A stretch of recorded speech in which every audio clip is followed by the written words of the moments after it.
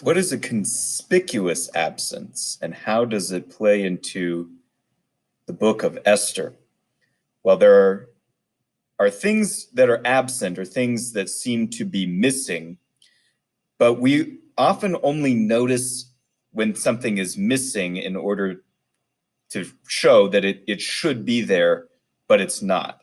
You have a missing puzzle piece.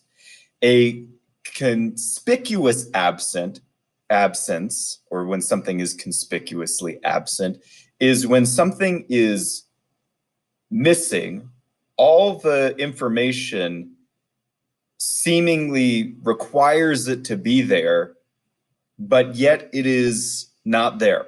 It's a conspicuous absence. It's something that you would expect to be there, that all the data leads you to think it would be there. And then when you look for it, it is missing. And in the book of Esther, this tool of demonstrating conspicuous absence is there very effectively with God in Esther. That God has to be there, that all these events are brought about right when you would expect God's name to be mentioned, God to be showing up in the story, God to be intervening, God to be called upon. There are strategic ways that the author of Esther doesn't mention God. And this is not to ignore God, I believe. It's actually to do the opposite, to bring the fact that God is hidden yet at work into the narrative.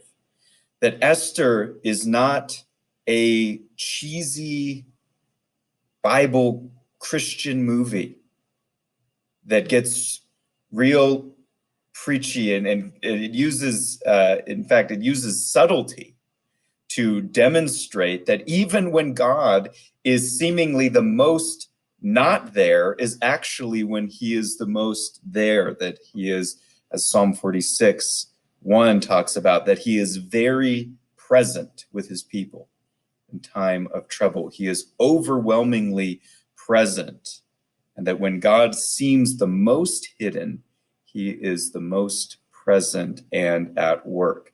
And that's what we see in the book of Esther.